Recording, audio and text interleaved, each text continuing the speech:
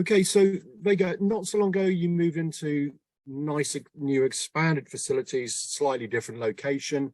And I'm just wondering how that, how you're bedding in there for starters. And I guess an obvious thing to ask would be how is it benefiting? What are the benefits for customers of the move and the expanded premises? Yeah, I think the new facilities are really quite fantastic, and the location on the edge of the Ashdown Forest is pretty beautiful. The office is there as to support our sales, service, and marketing team, but also it's got quite an extensive training suite and facilities. It's got over 18 different live working models, demonstration models. So really, for customers old and new, it's a fantastic resource for them to be able to come along, see the full product portfolio, and get hands-on with instruments in a slightly more realistic but controlled environment. One of the things that we do at the office, I've held them over the last 3 years, is 3 different training seminars specific for the water industry. So over those 3 years, we've had hundreds of end users of instrumentation come along, and those sessions are actually tweaked specifically to the attendees. So whether they've got an interest in IoT or flood or network modeling or water applications or wastewater, we will actually sort of tailor the 2-day event for those. So it's quite a nice melting pot, if you like, of different experiences, challenges, sort of networking opportunities and socializing. So yeah, it's a fantastic resource for us, and is welcomed by us all, I think.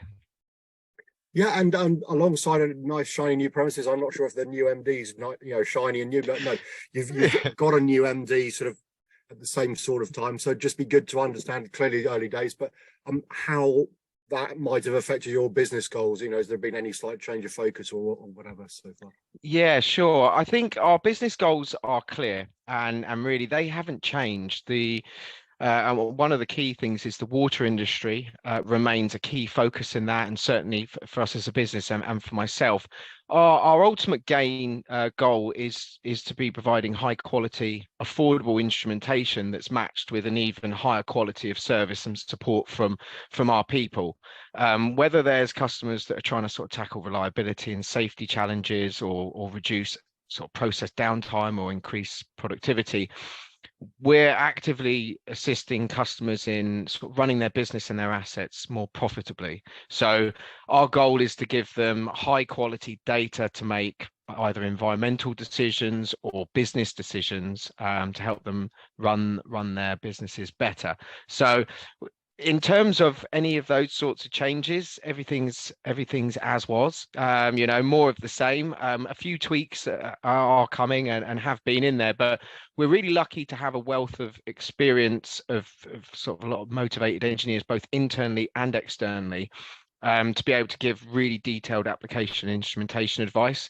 And one of the key things that we do is a lot of field testing, and proof of instrument performance out in the field. So those are some of the things that we kind of need to continue to do to keep our reputation as sort of like a world leader in supply of process and environmental instrumentation. Okay, and I guess the proof is in the proof they're putting in the eating. So how have your customers, presumably lots of them been to the new premises? I know that Doug was already at the company, so he's not like a new person, but obviously his role's new. So just how has the customers, what's the feedback been so far to the changes that have happened? It's been great. The old building served a purpose. It was a great home for VEGA for several decades, but customers have reacted incredibly well to the new facilities, as I kind of mentioned about them just now. In terms of a facility for hosting different events, it really has been sort of very welcomed. It's a very relaxed environment, and with the bespoke sessions that we do, having a comfortable sort of environment to do it in kind of helps when you're sometimes dealing with quite important and sort of safety critical applications. We also host a lot of different conferences, both in the water sector and in other industries. But so in terms of customers embracing the new building, you can probably see it behind me. It's very nice and shiny, and in a great setting. With regards to sort of Doug being appointed as the new managing director, as you sort of alluded to, Doug's been at VEGA for quite some time. You know, he's over 30 years and here in the UK for VEGA. So he's very well known amongst his colleagues. He's got an incredible reputation with his colleagues and also with a lot of our customers and stakeholders. And this made the transition really, as him becoming the MD, really quite smooth, you know, with such a familiar face taking the reins, you know, both for customers and for staff. It was really quite a natural and positive move. So yeah, it's early days, as you say, but really, really positive start. Okay, and maybe sort of talking a bit more generally, how would you sort of at this moment in time characterize, and perhaps difficult to do, but how would you characterize VEGA's sort of profile in the water industry at the present time? Yeah, it's a great question, and it's quite an interesting one because I think that we've now got a bit of a reputation for being a bit of an established disruptor in the market. We've come in with some sort of driving some newer technologies and different solutions into some application areas that are incredibly established. You know, they've been applications that people have been looking at for many, many years, and we've come along with different technologies and sort of maybe different arguments and for using different technologies, and that's kind of been really quite well embraced in sort of like the medium to longer term.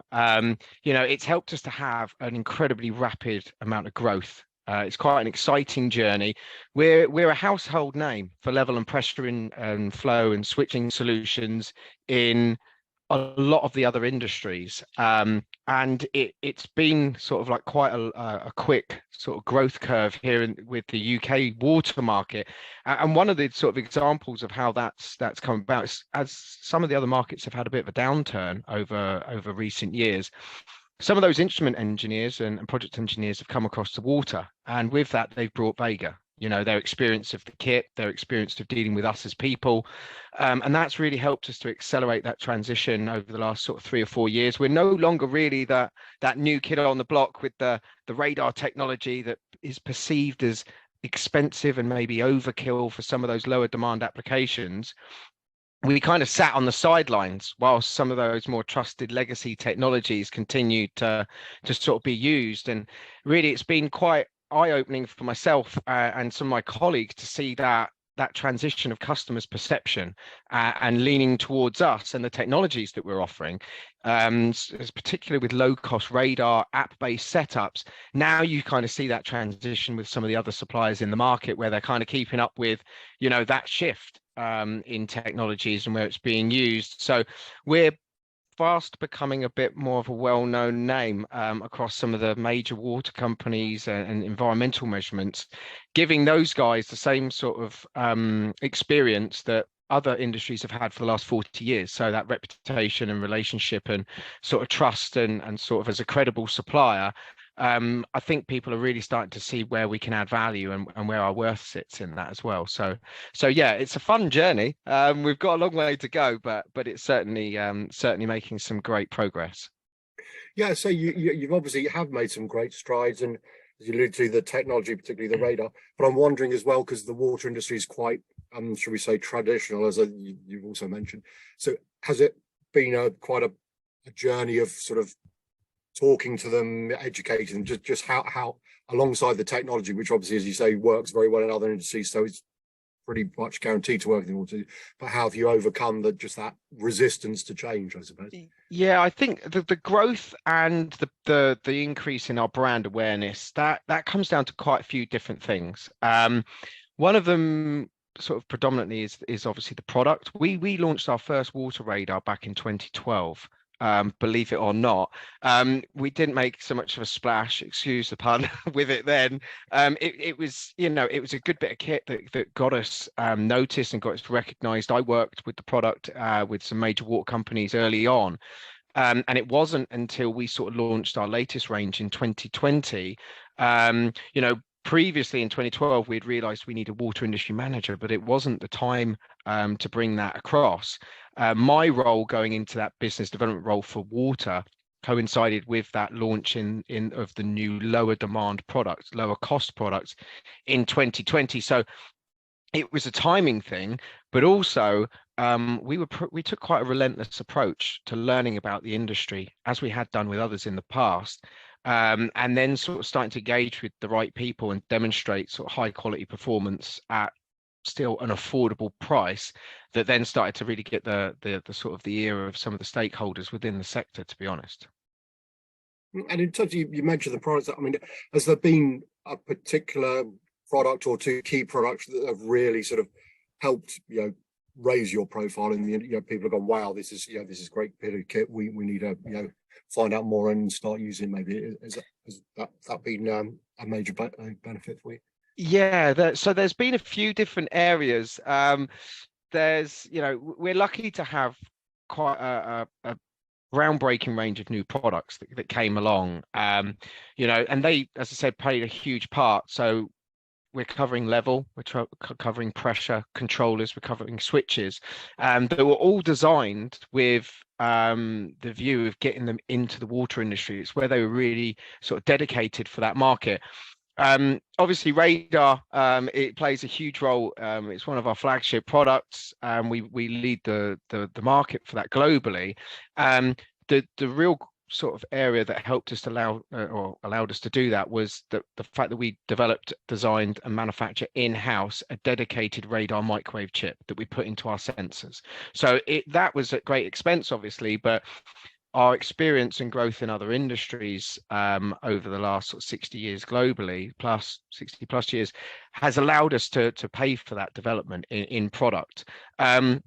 When it comes into some of the other sort of product lines, adopting some of the other approvals that are needed, certainly when you start looking at things like pressure monitoring, both in clean and dirty water, we've had a lot of growth in those areas through getting RAS approvals to help people to comply with Regulation 31 for any non-metallic parts going that are going to be in contact. So there's been a number of different things that we've really focused on, and not just offering me too products, and sort of talking about the product in a slightly different way, that it's adding a lot more value than just don't use that one. Why don't you use the yellow one? We're really trying to add the value in the sensor technology that we're offering. And in terms, I mean, a long time you can have some great technology, but if you don't kind of connect with the customer, it doesn't necessarily work. So alongside, you've clearly embarked on a campaign of engaging with customers. You mentioned obviously about the training program stuff you do, but just be good to understand how you've rolled out that program of, from a sort of standing start, how the water industry has got to know all about how you've gone about that. Yeah, it's sometimes I sit and wonder, how did that happen as well? It's been, you kind of blink and you kind of see that we've been doing this for the last 3 or so years, really hard on it. I mean, one of the things is, obviously, as you say, communication is absolutely key. Really listening to people, what they want, but specifically what they need, and obviously those are two different things. What are the absolute musts, but what are the likes as well. Listening to people, but having a dedicated person doing that business development role has really sort of been something that's helped us to understand where the product offers a benefit and offers a value. So quite a lot of the time we approach people and get them to give us their biggest challenge. Where's the biggest problem? Where are the biggest pain points? What's costing you the most money and why? Listening, proposing a different solution, then demonstrating either in a controlled sort of environment, in a workshop, depending whether you can get out onto site, or if there's a lockdown happening, where we were doing it on Zoom and Teams and trying to demonstrate the product like that. But then it's, once the product goes out there, it performs as we promised. It offers the benefits that we promised. Then you start to gain that credibility and that trust from people. And we often quite joke that, yes, we'll help you with the hard stuff, but we can do the easy stuff as well. Because, when you're obviously breaking into different markets and things, you need to make a name for yourself, and making problems go away is the obvious way of being able to do that. Yeah, and in terms of understanding sort of the needs of various sectors in the market, as you've alluded to there, obviously you talk to the customers, they give you feedback. but obviously you're developing technology. So I'm just interested how that sort of works. Do you develop a new product and then take it out and say, oh, it'll work here, or do customers tell you what they want and then you go out? Just that sort of, relationship, the two-way feedback, if you like. Yeah, I think certainly with things like the radar technology and some of the controller technology, obviously there's the instruments were previously used as more problem solvers. Certainly 30 years ago, we sort of offered radars as fairly large, expensive, power hungry devices. They'd from the floor, they'd sort of come up to your hip, cost sort of 4,000 or 5,000 pounds, and you really had to need to use one if you were going to put one out there. Obviously over time, like with anything with mobile phones and TVs and things, components get smaller, they get more efficient, they get higher power, but like with everything, the cost eventually does start to come down, and that's the same what happened with things like the radar technology. We went to sort of great lengths to try and understand, as we kind of said, with that sort of business development role, sort of the environmental monitoring. How do the regulations change? Certainly with things like MCerts and EDM and things like that across the industry, and the way that is evolving. Trying to stay up to date with those changes, the terminology, because that changes can change quite frequently as well. But as I was kind of saying before as well, is what other things do we need to do, or approvals or certification do we need to include in our sensors by listening to people, so that they, as a user, are confident that they're using the right piece of kit that's made from the right materials, and future proofing? How do you make sure that if you're deploying sensors, especially when you're doing that any kind of volume, how can you make sure that you're future proofing with the best technology, the most robust technology, for if you're going to pound for pound, in terms of what you're going to spend, get the maximum return on that investment without a regulation or something changing in 3 or 5 years that suddenly makes that so that it's not compliant, it can't be signed off. So we take quite a lot of pride in advising people on the best thing to be using, so that they future-proof themselves as best they can, for the future. Try and make their own goals and commitments as a company. Yeah, and I mean, looking ahead, as an organisation, what do you see as some of the key? I mean, there are industry issues, maybe future applications, and just generally supply opportunities for your sensors and instrumentation. I mean, I know, well, we all know what's in the news at the moment, and I suspect things like that you maybe look at and think, yeah, we might be able to help. But just what do you see as areas for opportunity for yourselves in? It's there's a lot of different areas across water, environmental, wastewater. It as the need for instrumentation just seems to be multiplying in all different directions. Everybody wants to have data, and a lot of it to make decisions. There's so many different areas where people are putting sensors in, but that data has to be high quality, and that's where our sort of main drive is, to provide that high-end data. Whether that's a radar or a pressure sensor, or whatever kind of sensor that is, a lot of that is, as you kind of alluded to in what we see politically, is in sort of network modeling, monitoring, sort of monitoring of pollution points, and sort of incidents into the environment. So a lot of these are remote points. So having something that is flexible in terms of an instrument, where we can collaborate with a telemetry provider, because quite often, due to installed base and the infrastructure that's already in place, we collaborate with most, not if not all, of the different telemetry providers in the market, with that high-end sensor technology on the front end. So things like sewer monitoring, network modeling, CSO spills, as you say, they're real hot topics. From our range of instruments, those are normally done with sort of lower demand sort of instruments. That then covers us right through, though, to some of the other applications that are sort of more process demanding, sort of digester type applications, where we're offering some pretty unique solutions in there to help with foaming. So without saying too much, there's some really innovative ways that we're using instruments that's very different to what people have been doing in the past, so that they can be really sure as to what is happening inside a process. Chemicals for things like anti-foaming, etc., are at a premium. You know, they're higher than they've ever been, and so people want to make sure they're using what they need to, and saving as much of it as they can. So to answer your question, there's a complete range. We've got high demand application instruments right through to the lower demand stuff, and so our sort of focus is quite wide and varied across all of those types of applications. Okay, and maybe in finishing again, you might not be able to say too much about it, but I mean, VEGA, you've got a great reputation for technology innovation. Are you able to give us any sneak peeks or any sort of hints as to what might be, coming down the line, whether it's, a particular technology solution or just, wraparound services? Any clues you might be able to give us? Yes. Yeah, like you say, sometimes you have to be you have to sort of not give too many secrets away. But one thing that you can guarantee is that VEGA don't stand still for long. We've been developing and deploying different instruments, and sort of we went down a route of using LED displays, or rings, light rings on pressure and switching instruments, which really did start to sort of offer some real key benefits in terms of process skids, seeing where your pain point is or where your blockage was, just visually being there with the kit. So we've had a lot of development in that sort of area, and we will continue to go down that route.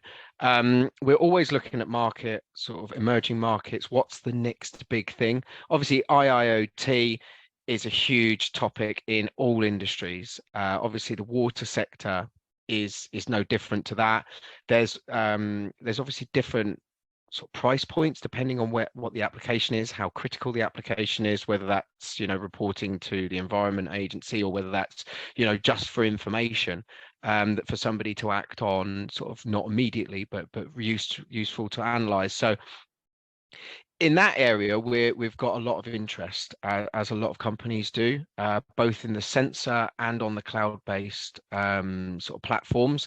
So our platform allows you to sort of display the information pretty much however you want, provide those alerts by text and email, do planning schedules for tanker fleet optimization, or if you don't want to use our platform API, send it through an API through to a preferred platform. So that is going to be an area that you can bet your bottom dollar. Us, like most other companies, are sort of focusing their time. A lot of our development will center around versatility and simplicity. It's all about making something as easy as possible, so that when they deploy it, it goes out and it does the right thing the first time round, so you don't have to revisit it. As you kind of alluded, as the sort of like the world leader in radar supply globally, you can expect to probably see something from us in this sort of area. So we will continue to drive that on with our latest radar, the Pulse 6X, which is a process radar, part of our Pro series. We've actually just been the first to release a version of it that integrates an ISO cybersecurity protection in that sensor. So that's something that really is new to us, and is going to be new to the market as we move into people being more and more aware of cybersecurity. So there's some new things in that area as well. But I think the message from us is probably watch this space. There's never a dull moment. We'll continue to sort of strive to sort of lead the market, not just with radar, but with other sort of innovative measurement solutions for water and the rest of the process industries all over the world.